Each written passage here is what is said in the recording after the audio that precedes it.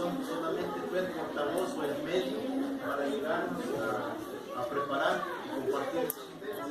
Espero que lo disfruten, espero que sea de agrado para ustedes. Y es únicamente que tengan un feliz año, que yo les pase el mensaje, que tengan un feliz año, un próspero año nuevo, que ustedes le echen ganas.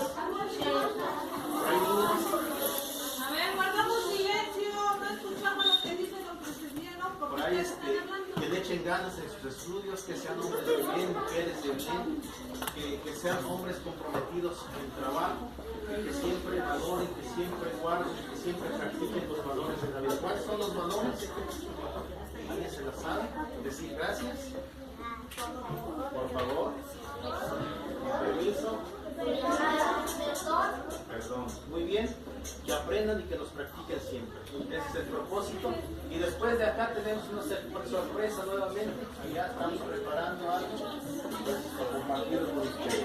Yo solamente les quiero pedir que les demos un aplauso y que ojalá y el próximo año puedan aparecer los reyes. Pues, disfruten de niños y pues, un aplauso para ellos. Un aplauso para ellos.